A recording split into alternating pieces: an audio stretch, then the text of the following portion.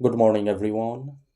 আপোনালোক সকলোক study with পাৰভেজৰ এটি নতুন ক্লাছলৈ পুনৰ স্বাগতম জনাইছোঁ। বন্ধুসকল, আজিৰ ছেশ্যনটো অলপ দীঘলীয়া ছেশ্যন হ'ব, য'ত আমি এশটা গুৰুত্বপূৰ্ণ কুৱেশ্যন আলোচনা কৰিম। এই কুৱেশ্যনসমূহ বিশেষকৈ আছাম জিকেৰ পৰা অধিকাংশই কুৱেশ্যন অনাৰ চেষ্টা কৰা হৈছে। তো সকলোক ৰিকুৱেষ্ট কৰিছোঁ আজিৰ ছেশ্যনটো স্কিপ নকৰাৰ বাবে। আজিৰ ছেশ্যনৰ পৰা আপোনালোকে নিশ্চয় কালিৰ যি এক্সাম হ'বলগীয়া আছে তাত বহু কুৱেশ্যন পাব। তেনেহ'লে দেৰি নকৰি আৰম্ভ কৰোঁ আজিৰ প্ৰথমটো কুৱেশ্যন। আজিৰ প্ৰথমটো কুৱেশ্যন হ'ল অসমীয়া সাহিত্যৰ নিদৰ্শন প্ৰথম ক'ত পোৱা গৈছিল? অপশ্যন চাৰিটাৰ ভিতৰত শুদ্ধ উত্তৰ হ'ব চৰ্যাপদ। ইয়াত অপশ্যনটো খেলি মেলি হৈছে, অপশ্যনটো হ'ব লাগিছিল চৰ্যাপদ। তো আনচাৰটো হ'ব চৰ্যাপদ। অসমীয়া সাহিত্যৰ প্ৰথম নিদৰ্শন চৰ্যাপদসমূহত পোৱা গৈছিল। Next question number 2। আমি অলপ ফাষ্টকৈ কুৱেশ্যন আলোচনা কৰিম। কোন সংবিধান সংশোধনীৰ যোগেদি মৌলিক কৰ্তব্যসমূহ ভাৰতৰ সংবিধানত অন্তৰ্ভুক্ত কৰা হৈছিল? অপশ্যন চাৰিটা যদি আমি চাওঁ, 36 সংবিধান সংশোধনী, 42 সংবিধান সংশোধনী, 44 সংবিধান সংশোধনী আৰু 61 সংবিধান সংশোধনী। উত্তৰ হ'ব 44th সংবিধান সংশোধনীৰ যোগেদি মৌলিক কৰ্তব্যসমূহ ভাৰতৰ সংবিধানত অন্তৰ্ভুক্ত কৰা হৈছিল। আৰম্ভণিত মৌলিক কৰ্তব্য ভাৰতৰ সংবিধানত নাছিল। Question number 3। বটদ্ৰৱা সত্ৰৰ প্ৰতিষ্ঠা কোনে কৰিছিল? ইম্পৰ্টেণ্ট কুৱেশ্যন হয়। অপশ্যন চাৰিটাৰ ভিতৰত শুদ্ধ উত্তৰ হ'ব অপশ্যন এ। বটদ্ৰৱা সত্ৰৰ প্ৰতিষ্ঠা মহাপুৰুষ শ্ৰীমন্ত শংকৰদেৱে কৰিছিল। Next question number 4। বৈশাগু উৎসৱ কোন জনগোষ্ঠীয়ে উদযাপন কৰে? অপশ্যন চাৰিটাৰ ভিতৰত শুদ্ধ উত্তৰ হ'ব বড়ো জনগোষ্ঠী। বড়ো জনগোষ্ঠীয়ে বৈশাগু উৎসৱ উদযাপন কৰা হয়। ইম্পৰ্টেণ্ট কুৱেশ্যন হয়, বহুবাৰ পৰীক্ষাত এই কুৱেশ্যন আহিছে। Next question number 5। স্বৰ্গদেউ প্ৰতাপ সিংহৰ আহোম নাম কি আছিল? অপশ্যন চাৰিটাৰ ভিতৰত শুদ্ধ উত্তৰ হ'ব চুচেংফা। স্বৰ্গদেউ প্ৰতাপ সিংহৰ আহোম নাম আছিল চুচেংফা। আপোনালোকে আহোম নাম আৰু হিন্দু নামটো একেবাৰে মনত থবা, এক্সামত আহিবই, যিহেতু আছাম পুলিচত আটাইতকৈ বেছি কুৱেশ্যন হিষ্ট্ৰীৰ পৰা অহা দেখিবলৈ পোৱা যায়। Question number 6। সমুদ্ৰগুপ্তৰ এলাহাবাদ স্তম্ভৰ ৰচনা কোনে কৰিছিল? অপশ্যন চাৰিটাৰ ভিতৰত শুদ্ধ উত্তৰ হ'ব হৰিশচেন। হৰিশচেনে সমুদ্ৰগুপ্তৰ এলাহাবাদ স্তম্ভৰ ৰচনা কৰিছিল। সমুদ্ৰগুপ্তক ভাৰতৰ নেপোলিয়ান নামেৰে জনা যায়। Next question number 7। কোন চনত সাধনী সভাৰ গঠন কৰা হৈছিল? অপশ্যন চাৰিটাৰ ভিতৰত শুদ্ধ উত্তৰ হ'ব অপশ্যন চি, অৰ্থাৎ 1888 চনত সাধনী সভাৰ গঠন কৰা হৈছিল। Question number 8। আটাকামা মৰুভূমি কোনখন দেশত অৱস্থিত? অপশ্যন চাৰিটা যদি আমি চাওঁ, আফগানিস্তান, চিলি, উজবেকিস্তান, চীন। শুদ্ধ উত্তৰ হ'ব চিলি। চিলিত আটাকামা মৰুভূমিখন অৱস্থিত। Next question number 9। ৰজনী কোন বংশৰ ৰাণী আছিল?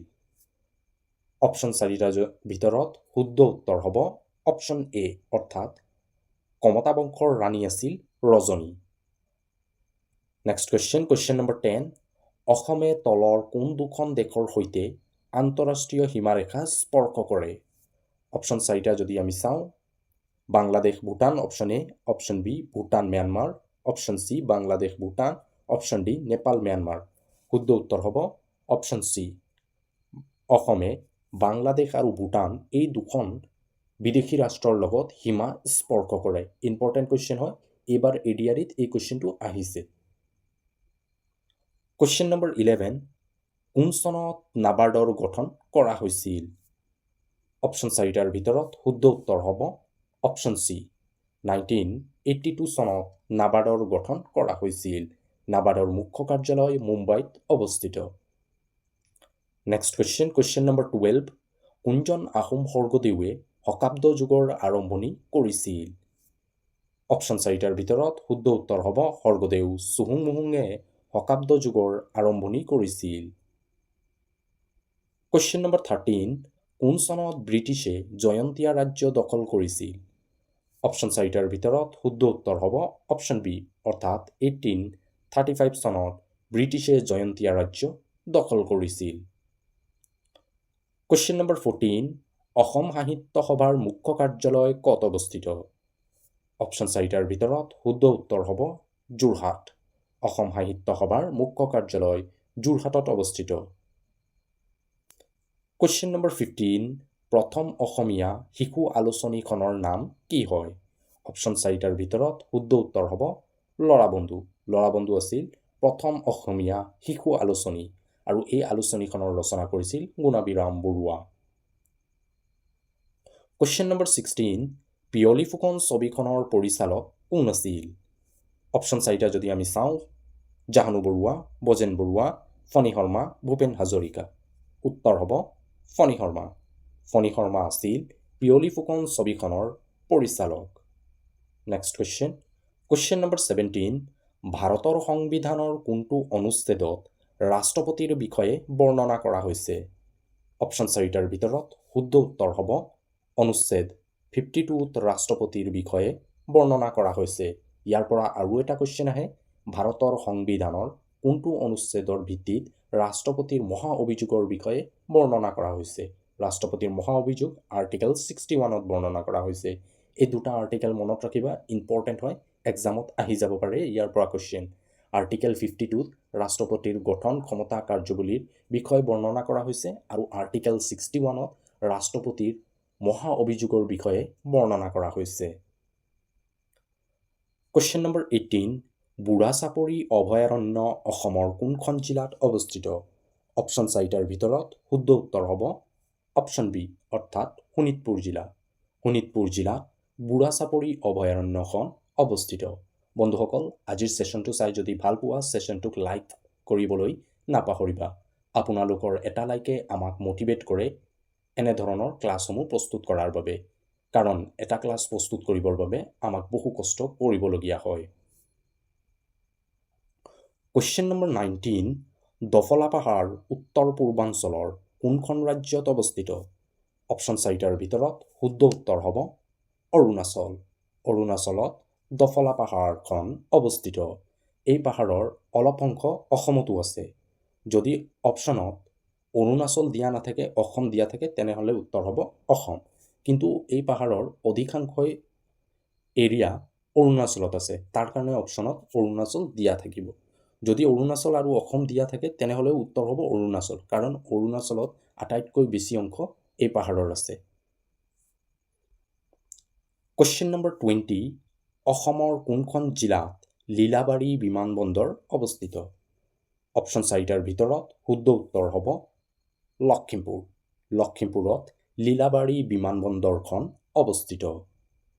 Next question. কুৱেশ্যন নম্বৰ 21 ভাৰতৰ সংবিধানৰ কোনটো অনুচ্ছেদত অস্পৃশ্যতা দূৰীকৰণৰ বিষয়ে বৰ্ণনা কৰা হৈছে? ইম্পৰ্টেণ্ট কুৱেশ্যন হয়। অপশ্যন চাৰিটাৰ ভিতৰত শুদ্ধ উত্তৰ হ'ব অনুচ্ছেদ 17ত অস্পৃশ্যতা দূৰীকৰণৰ বিষয়ে বৰ্ণনা কৰা হৈছে। এই বাকী তিনিটা আৰ্টিকেলো ইম্পৰ্টেণ্ট হয়, তাৰ কাৰণে এইটো অলপ এক্সপ্লেইন কৰি গৈছোঁ।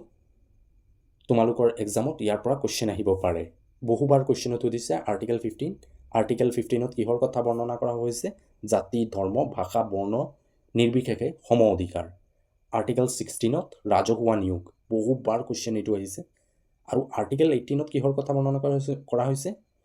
এজন ব্যক্তি শিক্ষাৰ ক্ষেত্ৰত যি উচ্চ পদস্থ পদবী দিব, তেওঁক যি উপাধি দিয়া হ'ব, সেই উপাধি তেওঁ লগাব পাৰিব নিজৰ নামৰ আগত।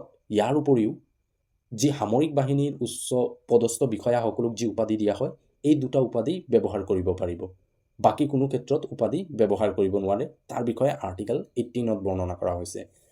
আৰ্টিকেল 18টো ইমানো ইম্পৰ্টেণ্ট নহয়, কিন্তু আৰ্টিকেল 15 আৰু 16টো বহু ইম্পৰ্টেণ্ট হয়। বহুবাৰ পৰীক্ষাত ইয়াৰ পৰা কুৱেশ্যন আহিছে।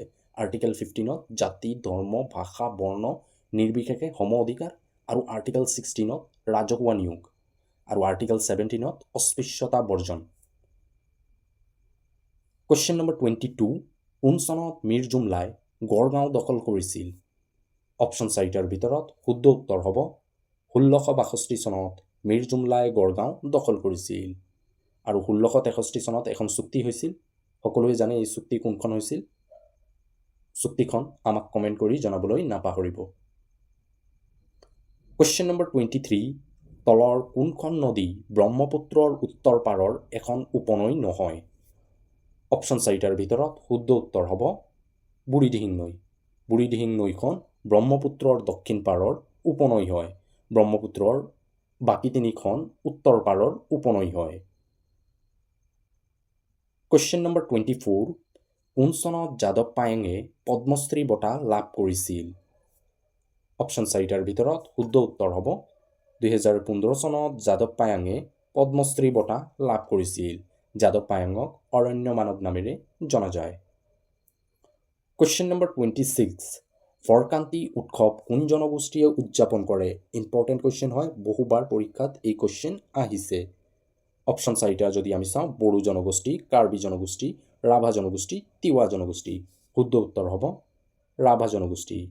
ৰাভা জনগোষ্ঠীয়ে ফৰকান্তি উৎসৱ উদযাপন কৰে।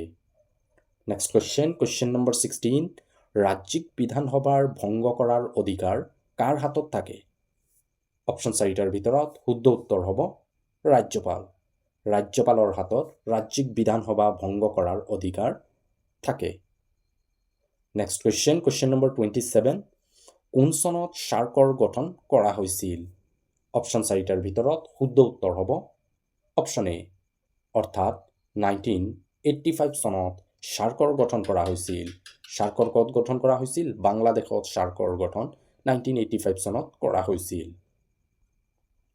কুৱেশ্যন নম্বৰ 28, কোনে কামৰূপত প্ৰথমবাৰ অশ্বমেধ যজ্ঞ পাতিছিল? অপশ্যন 4টাৰ ভিতৰত শুদ্ধ উত্তৰ হ'ব মহেন্দ্ৰ বৰ্মন।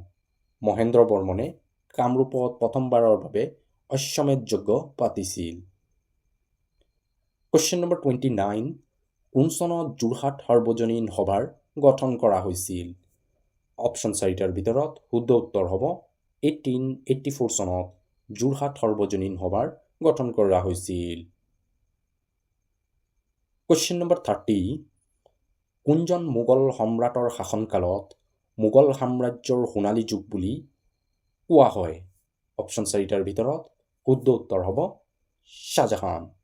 শ্বাহজাহানৰ শাসনকালত মোগল সাম্ৰাজ্যৰ কলা কৌশলতা সংস্কৃতি আদি বিকাশ হৈছিল, যাৰ কাৰণে তেওঁক মোগল সাম্ৰাজ্যৰ সোণালী যুগ বুলি কোৱা হৈছিল তেওঁৰ শাসনকালক। নেক্সট কুৱেশ্যন নম্বৰ 31, ভগদত্ত কোন বংশৰ ৰজা আছিল? অপশ্যন 4টা যদি আমি চাওঁ, অসুৰ বংশ, ভৌম বংশ, দানৱ বংশ, পাল বংশ। শুদ্ধ উত্তৰ হ'ব ভৌম বংশ। ভগদত্ত আছিল ভৌম বংশৰ ৰজা আৰু তেওঁ মহাভাৰতৰ কৌৰৱৰ পক্ষত হৈ যুদ্ধ কৰিছিল। তেওঁক অৰ্জুনে হত্যা কৰিছিল। কুৱেশ্যন নম্বৰ 32, নামদফা ৰাষ্ট্ৰীয় উদ্যান কোনখন ৰাজ্যত অৱস্থিত? অপশ্যন 4টাৰ ভিতৰত শুদ্ধ উত্তৰ হ'ব অৰুণাচল। নামদফা ৰাষ্ট্ৰীয় উদ্যান অৰুণাচলত অৱস্থিত। নামদফা ৰাষ্ট্ৰীয় উদ্যান উত্তৰ পূৰ্বাঞ্চলৰ ভিতৰত আটাইতকৈ ডাঙৰ ৰাষ্ট্ৰীয় উদ্যান হয়। কুৱেশ্যন নম্বৰ 33, কোন চনত RBIৰ গঠন কৰা হৈছিল? ৰিজাৰ্ভ বেংক অফ ইণ্ডিয়াৰ গঠন কোন চনত কৰা হৈছিল? 1935 চনত RBIৰ গঠন কৰা হৈছিল। নেক্সট কুৱেশ্যন নম্বৰ 34, লেবাটনা বিহু কোন জনগোষ্ঠীয়ে উদযাপন কৰে? অপশ্যন 4টাৰ ভিতৰত শুদ্ধ উত্তৰ হ'ব অপশ্যন বি, লেবাটনা বিহু হাজং জনগোষ্ঠীসকলে উদযাপন কৰে। কুৱেশ্যন নম্বৰ 35, উষা নামৰ আলোচনীখনৰ সম্পাদক কোন আছিল? অপশ্যন 4টাৰ ভিতৰত শুদ্ধ উত্তৰ হ'ব পদ্মনাথ গোহাঁই বৰুৱা আছিল উষা নামৰ আলোচনীখনৰ সম্পাদক। নেক্সট কুৱেশ্যন নম্বৰ 36, কছাৰীসকলৰ শেষৰ ৰজাজনৰ নাম কি হয়? অপশ্যন 4টাৰ ভিতৰত শুদ্ধ উত্তৰ হ'ব গোবিন্দ চন্দ্ৰ। গোবিন্দ চন্দ্ৰ আছিল কছাৰীসকলৰ শেষৰজন ৰজা। কুৱেশ্যন নম্বৰ 37, কিমান খ্ৰীষ্টাব্দত অশোকে কলিংগ যুদ্ধ সংঘটিত কৰিছিল? অপশ্যন 4টাৰ ভিতৰত শুদ্ধ উত্তৰ হ'ব 261 খ্ৰীষ্টাব্দত অশোকে কলিংগ যুদ্ধ কৰিছিল আৰু এই যুদ্ধৰ পৰৱৰ্তী সময়ত তেওঁ বুদ্ধ ধৰ্ম গ্ৰহণ কৰিছিল। কুৱেশ্যন নম্বৰ 38 কোনে চকৰি ফেটি বুৰঞ্জীৰ ৰচনা কৰিছিল? অপশ্যন 4টাৰ ভিতৰত শুদ্ধ উত্তৰ হ'ব নুমলী বৰগোহাঁই। নুমলী বৰগোহাঁয়ে চকৰি ফেটি বুৰঞ্জীৰ ৰচনা কৰিছিল। এই বুৰঞ্জীৰ ৰচনা তেওঁ আহোম স্বৰ্গদেউ ৰাজেশ্বৰ সিংহৰ শাসনকালত কৰিছিল। কুৱেশ্যন নম্বৰ 39 ভোলাই শৰ্মা কোনজন সাহিত্যিকৰ ছদ্মনাম হয়? অপশ্যন 4টা যদি আমি চাওঁ বাণীকান্ত কাকতি, সৈয়দ আব্দুল মালিক, ৰজনীকান্ত বৰদলৈ, হেমচন্দ্ৰ গোস্বামী। উত্তৰ হ'ব ৰজনীকান্ত বৰদলৈ। ৰজনীকান্ত বৰদলৈৰ ছদ্মনাম হ'ল ভোলাই শৰ্মা। ইয়াৰ উপৰিও তেওঁক আন দুটা নামেৰে জনা যায়। এটা হ'ল উপন্যাস সম্ৰাট আৰু লগতে স্কৰ্ড অফ অসম নামেৰে জনা যায়। ইম্পৰ্টেণ্ট তিনিটা নাম হয়, মনত ৰাখিবা। এক্সামত এই তিনিটা নামৰ পৰা বহুবাৰ কুৱেশ্যন আহিছে। ভোলাই শৰ্মা, স্কৰ্ড অফ অসম আৰু উপন্যাসৰ সম্ৰাট। কুৱেশ্যন নম্বৰ 40 ভাৰতৰ কোনখন ৰাজ্যত চিল্কা হ্ৰদ অৱস্থিত? অপশ্যন 4টাৰ ভিতৰত শুদ্ধ উত্তৰ হ'ব উৰিষ্যা। ভাৰতৰ উৰিষ্যা ৰাজ্যত চিল্কা হ্ৰদখন অৱস্থিত। ইম্পৰ্টেণ্ট হয়, বহুবাৰ পৰীক্ষাত এই কুৱেশ্যন আহিছে। কুৱেশ্যন নম্বৰ 41 কোনটো গ্ৰহ নিশাৰ আকাশত ৰঙা দেখা যায়? অপশ্যন 4টাৰ ভিতৰত শুদ্ধ উত্তৰ হ'ব মংগল গ্ৰহ। মংগল গ্ৰহ নিশাৰ আকাশত ৰঙা দেখা যায়। যদি পৰীক্ষাত কুৱেশ্যন আহে সৌৰজগতৰ আটাইতকৈ সৰু গ্ৰহ কোনটো হয়? উত্তৰ হ'ব বুধ গ্ৰহ। বুধ গ্ৰহ হ'ল সৌৰজগতৰ আটাইতকৈ সৰু গ্ৰহ। বৃহস্পতি গ্ৰহ সৌৰজগতৰ আটাইতকৈ ডাঙৰ গ্ৰহ। শুক্ৰ গ্ৰহ হ'ল সৌৰজগতৰ আটাইতকৈ গৰম গ্ৰহ। শুক্ৰ গ্ৰহক মৰ্ণিং ষ্টাৰ আৰু ইভিনিং ষ্টাৰ নামেৰে জনা যায়। বাকী তিনিটা যি পইণ্ট কৈ গৈছোঁ ইম্পৰ্টেণ্ট হয়, তাৰ পৰা বহুবাৰ কুৱেশ্যন আহিছে। সৌৰজগতৰ আটাইতকৈ সৰু গ্ৰহ বুধ গ্ৰহ, ডাঙৰ গ্ৰহ বৃহস্পতি গ্ৰহ, গৰম গ্ৰহ শুক্ৰ গ্ৰহ। শুক্ৰ গ্ৰহক মৰ্ণিং ষ্টাৰ, ইভিনিং ষ্টাৰ বুলিও জনা যায়। কুৱেশ্যন নম্বৰ 42 অসমে আটাইতকৈ দীঘল সীমা কোনখন ৰাজ্যৰ সৈতে ভাগ বতৰা কৰে? অপশ্যন 4টাৰ ভিতৰত শুদ্ধ উত্তৰ হ'ব মেঘালয়। অসমে আটাইতকৈ দীঘল সীমা মেঘালয়ৰ সৈতে ভাগ বতৰা কৰে।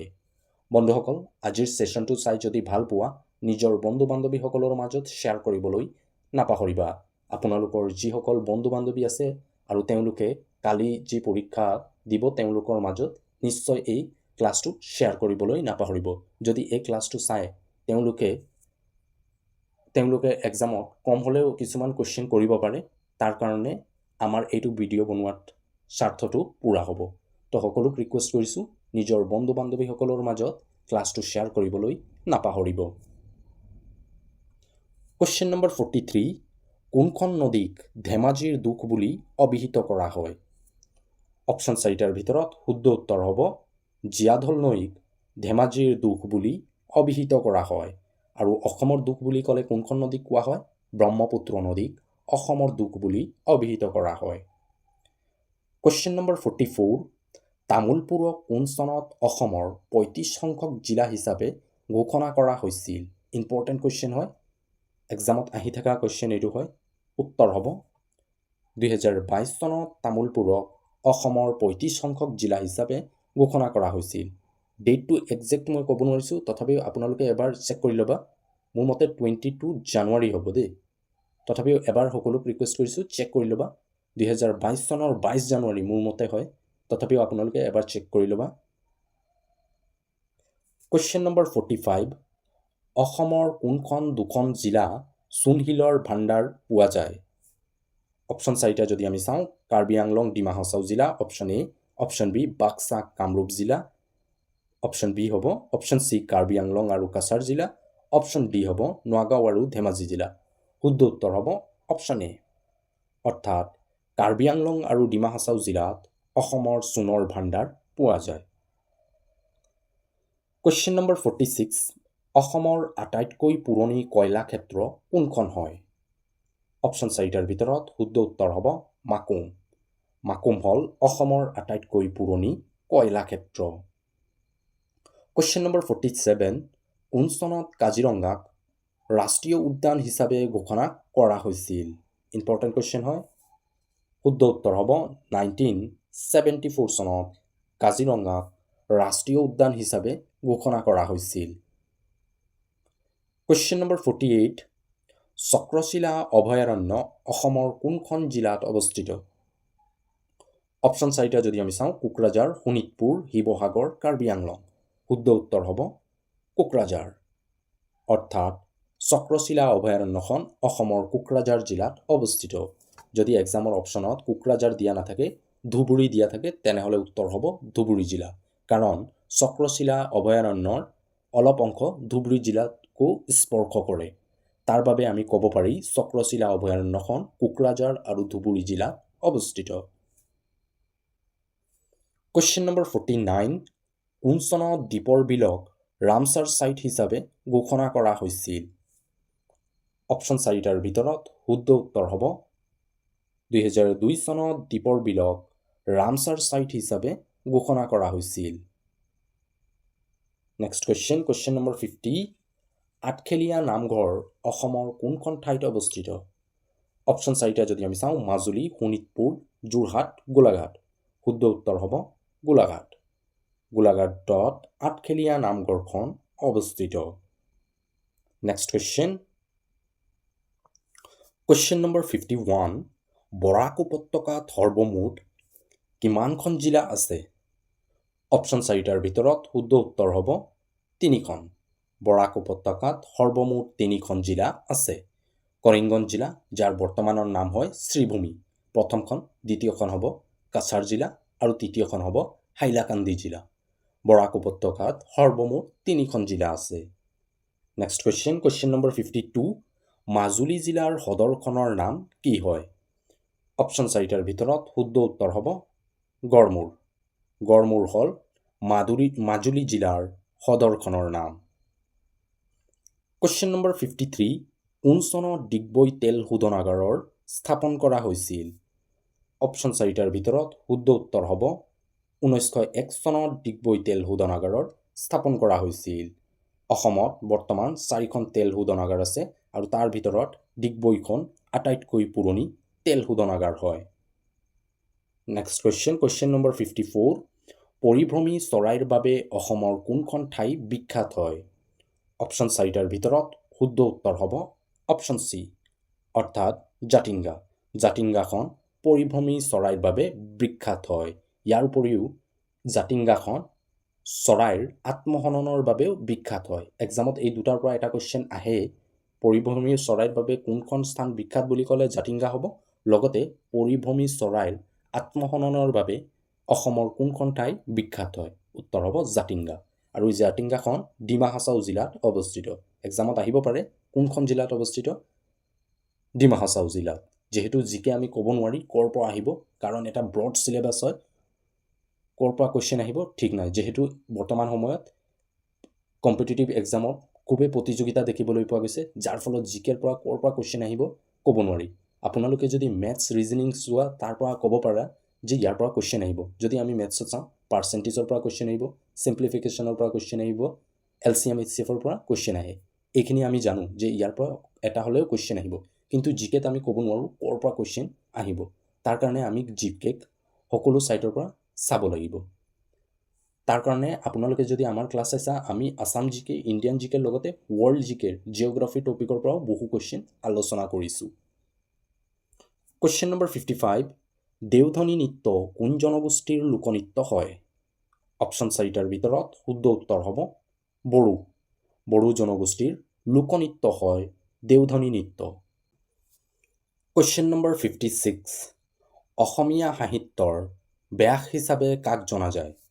অপশ্যন 4টাৰ ভিতৰত শুদ্ধ উত্তৰ হ'ব অপশ্যন বি, ৰাম সৰস্বতীক অসমীয়া সাহিত্যৰ ব্যাস নামেৰে জনা যায়। কুৱেশ্যন নম্বৰ 57, গৰমপানী অভয়াৰণ্য অসমৰ কোনখন জিলাত অৱস্থিত? অপশ্যন 4টাৰ ভিতৰত শুদ্ধ উত্তৰ হ'ব কাৰ্বি আংলং জিলা। কাৰ্বি আংলং জিলা গৰমপানী অভয়াৰণ্যখন অৱস্থিত। কুৱেশ্যন নম্বৰ 58, কোনজন ৰজাক ভগনীয়া ৰজা নামেৰে জনা যায়? অপশ্যন 4টাৰ ভিতৰত শুদ্ধ উত্তৰ হ'ব চুতামলা। চুতামলাক ভগনীয়া ৰজা নামেৰে জনা যায়। চুতামলাৰ আহোম নাম হ'ল জয়ধ্বজ সিংহ। সকলোক ৰিকুৱেষ্ট কৰিছোঁ আহোম নাম আৰু হিন্দু নাম এই দুটা নাম মনত ৰাখিবা। যদি এই কুৱেশ্যন আমি সকলোৱে জানো যে ভগনীয়া ৰজা কাক কোৱা হয়, জয়ধ্বজ সিংহক, কিন্তু এক্সামত এনেধৰণৰে কুৱেশ্যন দিয়া থাকিব কিন্তু অলপ ঘূৰাই দিয়ে। জয়ধ্বজ সিংহৰ আহোম নামটো কি আমি জানিলে এই কুৱেশ্যনৰ আনচাৰ কৰিব পাৰিম। জয়ধ্বজ সিংহৰ আহোম নাম হ'ল চুতামলা।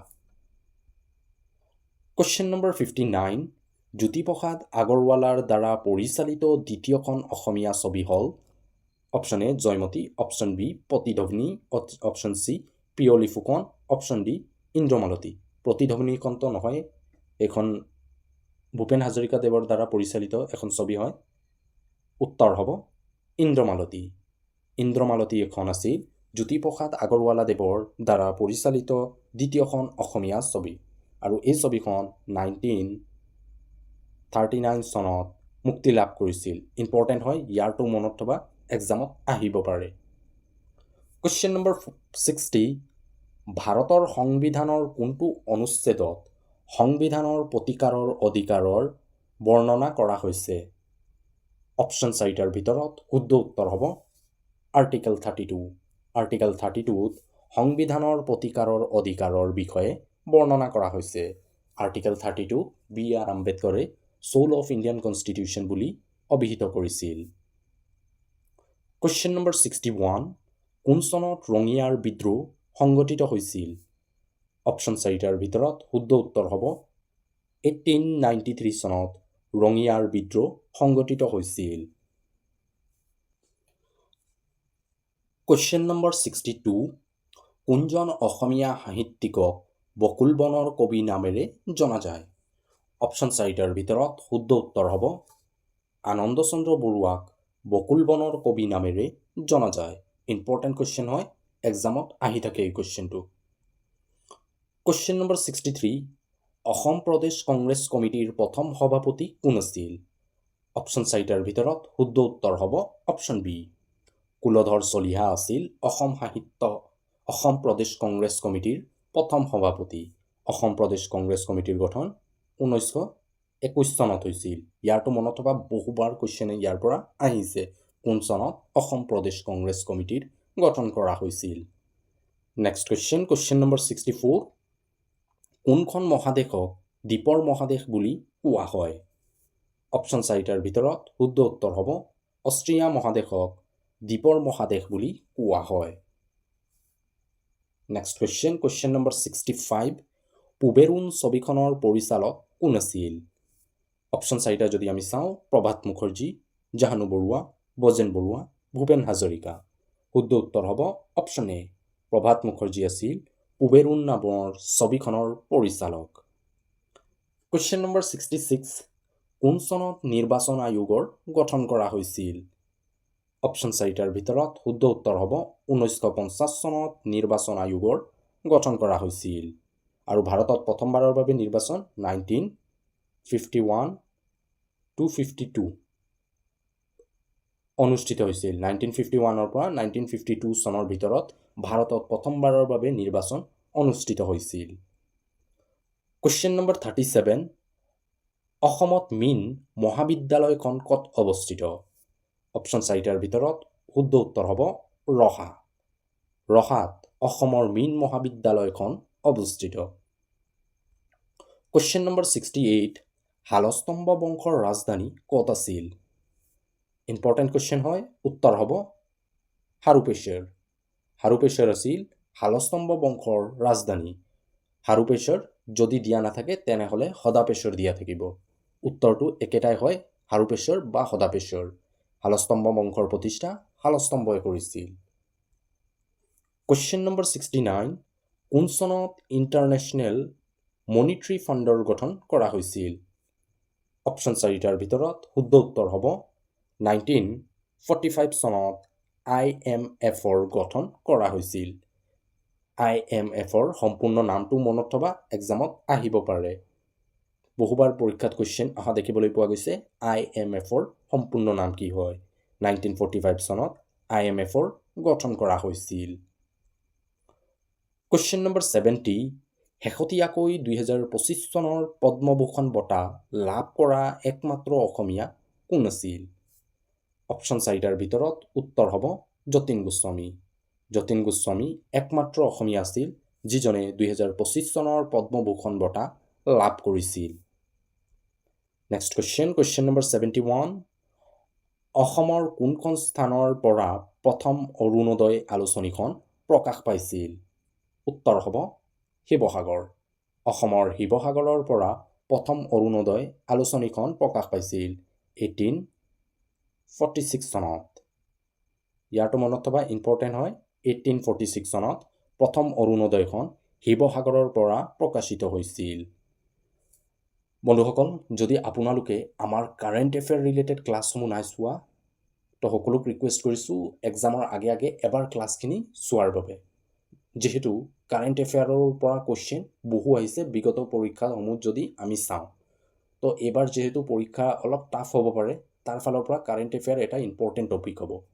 আমি কাৰেণ্ট এফেয়াৰক দুটা ভাগত ভাগ কৰিছোঁ। এটা খেলৰ সৈতে কাৰেণ্ট এফেয়াৰক বিভক্ত কৰা হৈছে, আনটো হৈছে উচ্চপদস্থ বিষয়াসকলৰ নিয়োগ ব্যৱস্থা, বঁটাসমূহ। ইয়াক এটা পৃথক ক্লাছত আমি আলোচনা কৰিছোঁ। যদি আপোনালোকে এই ক্লাছখিনি নাই চোৱা, ক্লাছৰ লিংক ডেছক্ৰিপশ্যনত দিয়া আছে। তাত 4টা या 5টা আমি ক্লাছ কৰিছোঁ। এই 4টা নহ'লে 5টা ক্লাছ আপোনালোকৰ আগন্তুক দিনত পৰীক্ষাৰ বাবে খুবেই জৰুৰী হয়। যদি নাই চোৱা, সকলোক ৰিকুৱেষ্ট কৰিছোঁ এবাৰ চোৱাৰ বাবে এক্সামৰ আগে আগে। Question number 72। ভগদত্তৰ আন এটা নাম কি আছিল? অপশ্যন 4টাৰ ভিতৰত উত্তৰ হ'ব শৈলালয়া। শৈলালয় বা শৈলালয়া আছিল ভগদত্তৰ আন এটা নাম। ভগদত্তৰ হাতীটোৰ নামো পৰীক্ষাত বহুবাৰ কুৱেশ্যন আহিছে। উত্তৰ হ'ব চুৰপতিকা। চুৰপতিকা বা ঐৰাৱত আছিল ভগদত্তৰ হাতীটোৰ নাম। Question number 73। কোনজন আহোম স্বৰ্গদেউৰ ৰাজত্বকালত পৰিব্ৰাজক জেমছ মিল অসম ভ্ৰমণ কৰিছিল? ইম্পৰ্টেণ্ট কুৱেশ্যন হয়। শুদ্ধ উত্তৰ হ'ব শিৱসিংহ। স্বৰ্গদেউ শিৱসিংহৰ ৰাজত্বকালত পৰিব্ৰাজক জেমছ মিল অসম ভ্ৰমণ কৰিছিল। Next question number 74।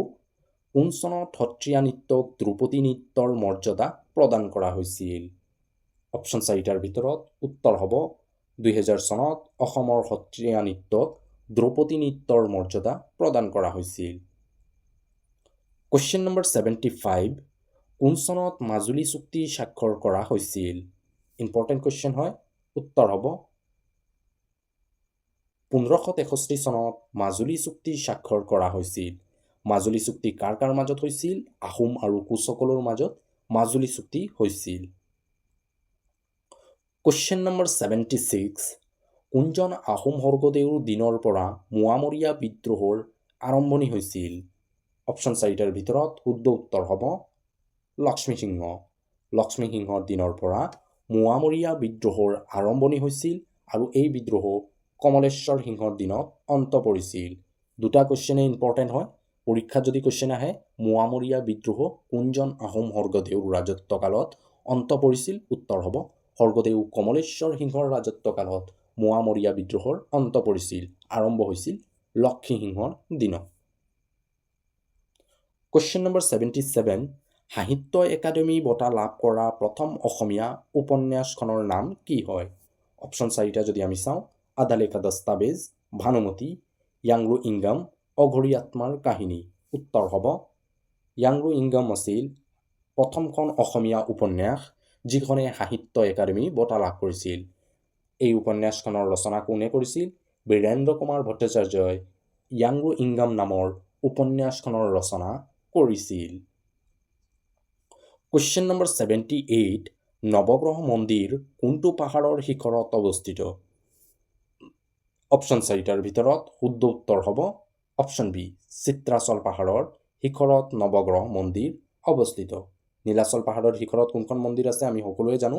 কামাখ্যা মন্দিৰ। বহুবাৰ পৰীক্ষাত কুৱেশ্যন এইটো আহিছে আৰু ইয়াৰ উত্তৰ যিহেতু আমি সকলোৱে জানো, এবাৰ আহি যাব পাৰে চিত্ৰাচল পাহাৰৰ শিখৰত কোনখন মন্দিৰ হ'ব? উত্তৰ হ'ব নৱগ্ৰহ মন্দিৰ। আৰু ভীষ্মাচল পাহাৰৰ শিখৰত কোনখন মন্দিৰ আছে? উমানন্দ মন্দিৰ। Question number 79। প্ৰথম অসমীয়া সাপ্তাহিক বাতৰি কাকতখনৰ নাম কি হয়? অপশ্যন 4টা যদি আমি চাওঁ, দৈনিক বাতৰি, অসম মিহিৰ, অসম বিলাসিনী, অগ্ৰদূত। উত্তৰ হ'ব অসম মিহিৰ।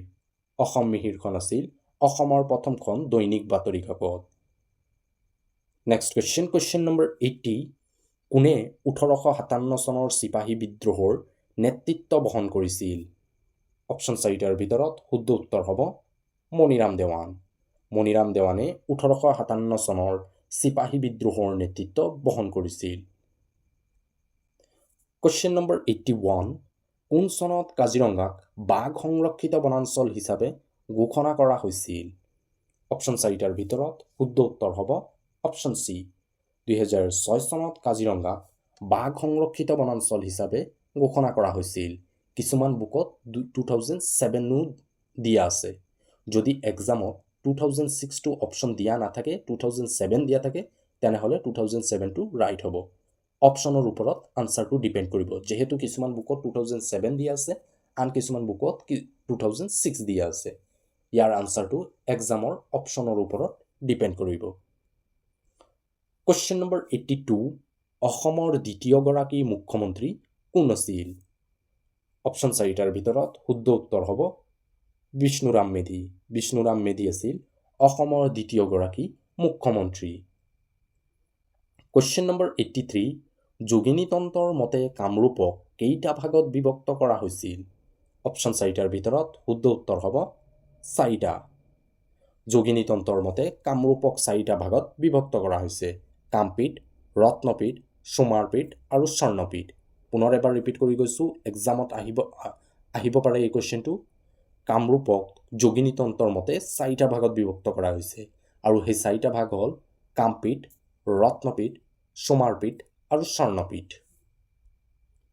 কুৱেশ্যন নম্বৰ 84, সংবিধান সভাৰ প্ৰথম বৈঠক ক'ত অনুষ্ঠিত কৰা হৈছিল? উত্তৰ হ'ব দিল্লীত। দিল্লীত সংবিধান সভাৰ প্ৰথম বৈঠক অনুষ্ঠিত কৰা হৈছিল। 1946 চনত সংবিধান সভাৰ গঠন কৰা হৈছিল। 1946 চনত সংবিধান সভাৰ গঠন কৰা হৈছিল। কুৱেশ্যন নম্বৰ 85, কামৰূপত পাল বংশৰ প্ৰতিষ্ঠা কোনে কৰিছিল? অপশ্যন 4টাৰ ভিতৰত শুদ্ধ উত্তৰ হ'ব ব্ৰহ্মপাল।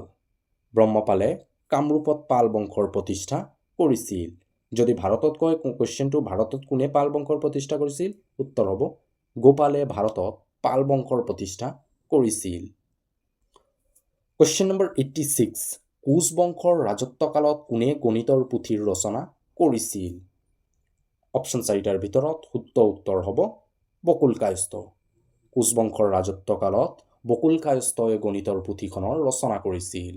বন্ধুসকল, যদি আপোনালোকে আজি প্ৰথমবাৰ আমাৰ চেনেলত ভিজিট কৰিছে, চেনেলটোক ছাবস্ক্ৰাইব কৰিবলৈ নাপাহৰিব। কাৰণ আমাৰ চেনেলত আমি ষ্টাডি ৰিলেটেড যি জিকে টপিক আছে, এই টপিকৰ সকলো কুৱেশ্যনৰ আনচাৰ কৰাব চেষ্টা কৰোঁ। যিসমূহ কুৱেশ্যন আপোনালোকৰ আগন্তুক দিনত পৰীক্ষাত সহায় কৰিব পাৰে, তেনেধৰণৰ কুৱেশ্যন বা টপিক ৰিলেটেড আমি আলোচনা কৰোঁ। যদি আজি প্ৰথমবাৰ আমাৰ চেনেলত আহিছে, আমাৰ চেনেলটোক ছাবস্ক্ৰাইব কৰি যাবলৈ নাপাহৰিব। কুৱেশ্যন নম্বৰ 87, ব্ৰহ্মপুত্ৰ নদীক বাংলাদেশত কি নামেৰে জনা যায়? অপশ্যন 4টাৰ ভিতৰত শুদ্ধ উত্তৰ হ'ব যমুনা নদী। বাংলাদেশত ব্ৰহ্মপুত্ৰক যমুনা নদী নামেৰে জনা যায়। কুৱেশ্যন নম্বৰ 88, কোনখন উপন্যাসৰ বাবে সৈয়দ আব্দুল মালিকে সাহিত্য একাডেমী বঁটা লাভ কৰিছিল? অপশ্যন 4টা যদি আমি চাওঁ, আধালেখা দেস্তাবেজ, এইখন নহয়, এইখন মামণি ৰয়ছম গোস্বামীৰ হয়। ককাদেউতাৰ হাড়, এইখনো নহয়, এইখন হ'ব নৱকান্ত বৰুৱা। ভানুমতী আৰু অঘৰী আত্মাৰ ভিতৰত হ'ব এখন উত্তৰ। শুদ্ধ উত্তৰ হ'ব অঘৰী আত্মাৰ কাহিনী।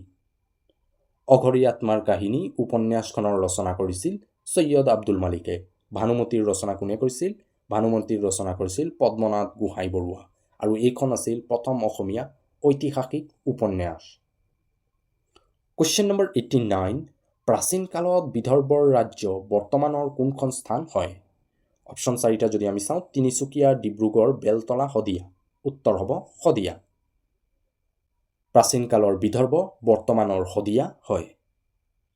কুৱেশ্যন নম্বৰ 90, তলৰ কোনখন অসমৰ এখন জৈৱমণ্ডল সংৰক্ষিত বনাঞ্চল হয়? অপশ্যন 4টাৰ ভিতৰত শুদ্ধ উত্তৰ হ'ব মানাহ। মানাহখন হ'ল অসমৰ এখন জৈৱ বৈচিত্ৰ্যময় সংৰক্ষিত বনাঞ্চল। অসমত মুঠ 2খন জৈৱমণ্ডল সংৰক্ষিত বনাঞ্চল আছে। এখন হ'ল মানাহ, আনখন হ'ল ডিব্ৰু-ছৈখোৱা ৰাষ্ট্ৰীয় উদ্যান। কুৱেশ্যন নম্বৰ 91, কুৱেশ্যনটো শুদ্ধ কৰি ল'বা। ধলা শদিয়া হ'ব এইটো। ধলা শদিয়া সেতুখনৰ দৈৰ্ঘ্য কিমান হয়? অপশ্যন 4টাৰ ভিতৰত শুদ্ধ উত্তৰ হ'ব 9.15 কিলোমিটাৰ হ'ল ধলা শদিয়া সেতুখনৰ দৈৰ্ঘ্য। আৰু এই সেতুখনে ধলাক শদিয়া সৈতে সংযোগ কৰে। কুৱেশ্যন নম্বৰ 92, কোনজন আহোম স্বৰ্গদেৱে অসমত প্ৰথম লোকপিয়লৰ আৰম্ভণি কৰিছিল? অপশ্যন 4টাৰ ভিতৰত শুদ্ধ উত্তৰ হ'ব চুহুংমুহুং। চুহুংমুহুঙে অসমত প্ৰথমবাৰৰ বাবে লোকপিয়লৰ আৰম্ভণি কৰিছিল। যদি পৰীক্ষাত কুৱেশ্যন আহে আধুনিক লোকপিয়লৰ আৰম্ভণি কোনে কৰিছিল? উত্তৰ হ'ব প্ৰতাপসিংহ। প্ৰতাপসিংহই অসমত আধুনিক লোকপিয়লৰ আৰম্ভণি কৰিছিল। দুটা কুৱেশ্যনে ইম্পৰ্টেণ্ট হয়, মনত ৰাখিবা। কুৱেশ্যন নম্বৰ 93, ভাৰতৰ সংবিধানত কিহত উই দ্য পিপল অফ ইণ্ডিয়া বুলি উল্লেখ আছে? অপশ্যন 4টা যদি আমি চাওঁ, প্ৰস্তাৱনা, মৌলিক অধিকাৰ, মৌলিক কৰ্তব্য, নিৰ্দেশাত্মক নীতি। উত্তৰ হ'ব প্ৰস্তাৱনা। প্ৰস্তাৱনাৰ আৰম্ভণিত উই দ্য পিপল অফ ইণ্ডিয়াৰ পৰা প্ৰস্তাৱনাখনৰ আৰম্ভণি হৈছে আৰু প্ৰস্তাৱনাক ভাৰতৰ সংবিধানৰ আইনা বুলি কোৱা হয়। Question number 94, Assamese its formation and development নামৰ গ্ৰন্থখনৰ ৰচনা কোনে কৰিছিল? ইম্পৰ্টেণ্ট কুৱেশ্যন হয়, বহুবাৰ এই কুৱেশ্যন পৰীক্ষাত আহিছে। অপশ্যন 4টাৰ ভিতৰত শুদ্ধ উত্তৰ হ'ব ডক্টৰ বাণীকান্ত কাকতিয়ে Assamese its formation and development নামৰ গ্ৰন্থখনৰ ৰচনা কৰিছিল। কুৱেশ্যন নম্বৰ 95, কোচ বংশৰ শেষৰ ৰজাজনৰ নাম কি আছিল? অপশ্যন 4টাৰ ভিতৰত উত্তৰ হ'ব মধুনাৰায়ণ। মধুনাৰায়ণ আছিল কোচ বংশৰ শেষৰজন ৰজা আৰু কোচ বংশৰ পূৰ্বপুৰুষ আছিল হাৰিয়া মণ্ডল। বহুবাৰ পৰীক্ষাত কুৱেশ্যন আহে কোচসকলৰ পূৰ্বপুৰুষ কোন আছিল? উত্তৰ হ'ব হাৰিয়া মণ্ডল আছিল কোচসকলৰ পূৰ্বপুৰুষ। কুৱেশ্যন নম্বৰ 96, মীৰ জুমলাই গড়গাঁও দখল কৰাৰ সময়ত আহোম স্বৰ্গদেউ কোন আছিল? অপশ্যন 4টাৰ ভিতৰত শুদ্ধ উত্তৰ হ'ব জয়ধ্বজ সিংহ। মীৰ জুমলাই গড়গাঁও দখল কৰাৰ সময়ত আহোম স্বৰ্গদেউ জয়ধ্বজ সিংহ আছিল আৰু তেওঁৰ আহোম নাম আছিল চুতামলা। ইয়াৰ উপৰিও তেওঁক ভগনীয়া ৰজা নামেৰেও আমি জানো। কুৱেশ্যন নম্বৰ 97, মহামায়া থান অসমৰ কোনখন ঠাইত অৱস্থিত? উত্তৰ হ'ব ধুবুৰী। ধুবুৰী জিলাত মহামায়া থানখন অৱস্থিত। কুৱেশ্যন নম্বৰ 98, জীয়াভৰলী নৈৰ উৎপত্তি কোনখন স্থানৰ পৰা হৈছে? অপশ্যন 4টা যদি আমি চাওঁ, অৰুণাচল প্ৰদেশ, নাগালেণ্ড, মণিপুৰ, মিজোৰাম। শুদ্ধ উত্তৰ হ'ব অৰুণাচল। অৰুণাচলৰ পৰা জীয়াভৰলী নৈৰ উৎপত্তি হৈছে। কুৱেশ্যন নম্বৰ 99, কোনে কাৰেঙৰ লিগিৰীৰ ৰচনা কৰিছিল? ভেৰি ইম্পৰ্টেণ্ট হয়। উত্তৰ হ'ব জ্যোতিপ্ৰসাদ আগৰৱালাদেৱে কাৰেঙৰ লিগিৰীৰ ৰচনা কৰিছিল। কুৱেশ্যন নম্বৰ 100, কোনজন আহোম স্বৰ্গদেৱে আহোম ৰাজ্যৰ ৰাজধানী ৰংপুৰত স্থাপন কৰিছিল? উত্তৰ হ'ব ৰুদ্ৰসিংহ। ৰুদ্ৰসিংহই আহোম ৰাজ্যৰ ৰাজধানী ৰংপুৰত স্থাপন কৰিছিল আৰু তেওঁৰ আহোম নাম আছিল চুকাম্ফা। তেওঁক আমি আহোম সাম্ৰাজ্যৰ শ্ৰেষ্ঠ ৰজা বুলিও জানো। তো বন্ধুসকল, আজিৰ ক্লাছত এই 100টা কুৱেশ্যন আছিল। আশা কৰোঁ এই 100টা কুৱেশ্যনৰ মাজত বহু কুৱেশ্যন তোমালোকে যি কালি এক্সাম দিব যাবা তাত নিশ্চয় আহিব। আজিৰ এই ছেশ্যনটো যদি ভাল লাগে নিজৰ বন্ধু বান্ধৱীসকলৰ মাজত শ্বেয়াৰ কৰিবলৈ নাপাহৰিবা আৰু ক্লাছটো লাইক কৰাৰ লগে লগে যদি প্ৰথমবাৰ আমাৰ চেনেলত আপোনালোকে আহিছে তো চেনেলটোক ছাবস্ক্ৰাইব কৰি যাবলৈ নাপাহৰিব। আজিৰ এই 100টা কুৱেশ্যনত আপোনালোকে কিমান স্ক'ৰ কৰিছে আমাক কমেণ্ট কৰি জনাবলৈ নাপাহৰিব। ইয়াৰ ছেকেণ্ড পাৰ্ট আজি ৰাতি 5 বজাত অনাৰ চেষ্টা কৰিম। যিহেতু কালি এক্সাম আছে তাৰ কাৰণে অলপ কুইক ৰিভিজন আমি কৰাৰ চেষ্টা কৰিম। ইয়াৰ ছেকেণ্ড পাৰ্টটো চেষ্টা কৰিম যে আজি 5 বজালৈ অনাৰ বাবে। ছেকেণ্ড পাৰ্টত বিশেষকৈ আমি আছাম জিকেৰ ওপৰত অধিক গুৰুত্ব দিম। আছামৰ geography, Assam history, Assam art and culture, Assam literature, Assam polity এই টপিকসমূহৰ পৰা কুৱেশ্যন আনিব চেষ্টা কৰিম। তো আজিৰ ক্লাছত এইখিনি আছিল। যদি কিবা ডাউট থাকে আমাক কমেণ্ট কৰি জনাবা। আজিলৈ ইমানেই। পুনৰ লগ পাম আজিৰ ৰাতি 5 বজাত। Thank U.